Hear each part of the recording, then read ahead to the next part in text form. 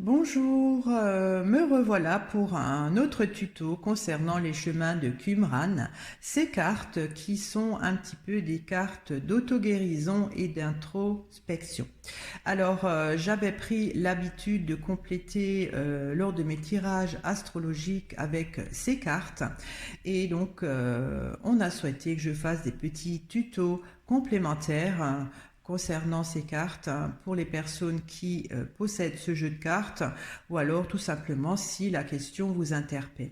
Alors ce jeu a 111 cartes, donc composé dans trois familles avec la famille des questions, la famille des obstacles et la famille ressources. Alors dans mes précédents tutos, j'ai déjà posé des questions, là je les ai enlevé les cartes et voilà les questions qui restent. Donc je tire une carte pour la question de ce tuto, savoir de quoi on va parler. Et il y a quelle est la part de l'ego dans ton tourment. Alors quand cette carte sort, souvent c'est parce que on a des croyances, on a des principes et souvent on dit non parce que on est convaincu que c'est bien, ou alors si on dit oui c'est que ça nous blesse. L'ego est toujours mental, hein, il n'est pas du cœur, hein, c'est-à-dire qu'on voit son intérêt, on voit sa façon de faire et surtout on veut avoir raison. Alors quand cette question sort, posez-vous la question, est-ce que j'ai raison ou est-ce que je veux avoir raison? Est-ce que mon cœur dit quoi? Mon cœur dit que la personne a peut-être aussi raison, ou alors est-ce que je veux mon intérêt à moi, je veux gagner? Alors, je vais tirer une carte obstacle pour savoir qu'est-ce qui vraiment bloque dans cette question. Et il y a le juge.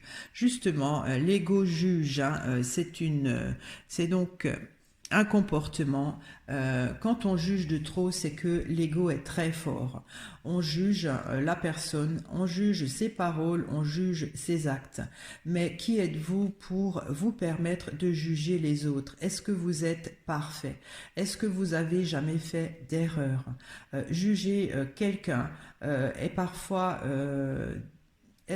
dur, étant donné que vous ne connaissez pas sa vie, vous ne savez pas pourquoi elle agit ainsi, pourquoi elle pense ainsi.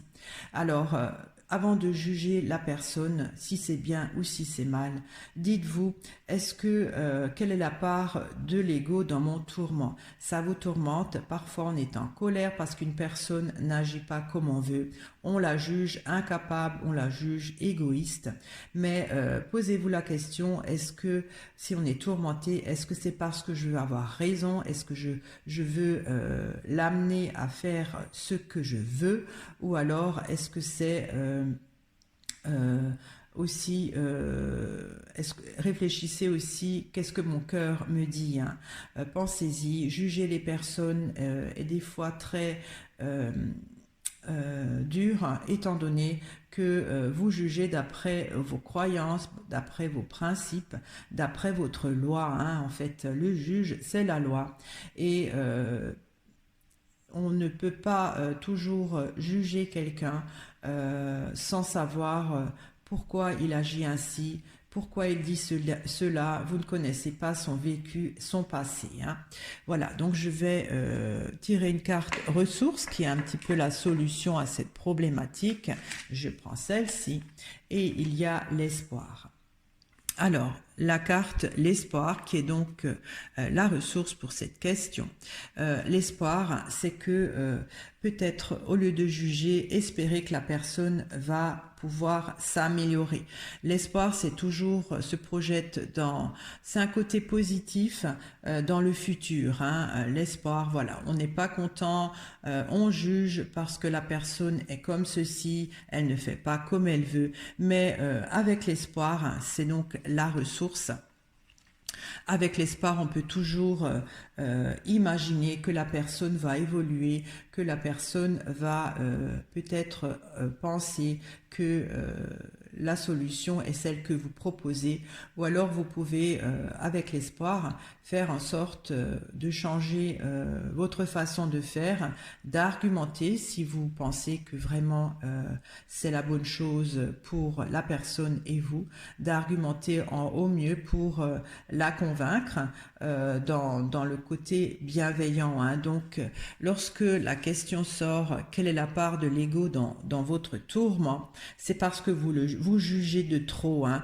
En fait, si vous jugez les autres, c'est que vous vous jugez très sévèrement vous aussi, hein.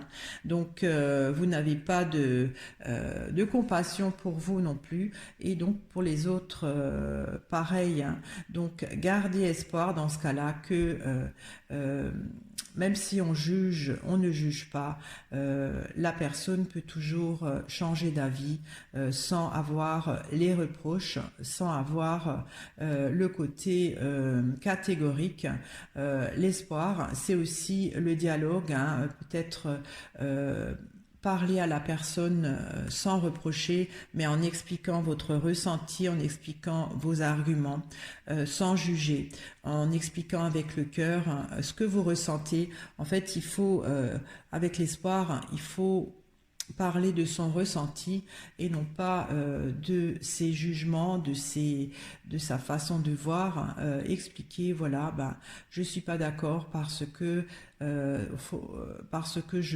je trouve, je ressens que ça me fait du mal, ou alors je ressens de la tristesse, mais pas dire, voilà, quand l'ego parle, on dit à la personne, tu es injuste, tu es égoïste, ça c'est juger, hein, la personne, mais il faut se mettre à la place de la personne et se dire pourquoi elle fait ça, et exprimer, plutôt lui dire, je me sens pas assez considéré, je me sens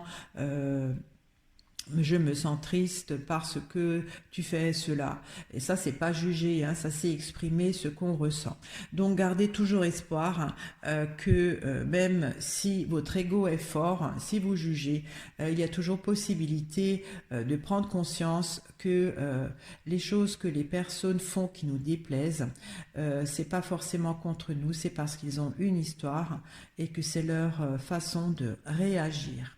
Voilà pour ce tuto, je vous remercie de m'avoir écouté et je vous dis à très bientôt pour une autre vidéo. Au revoir.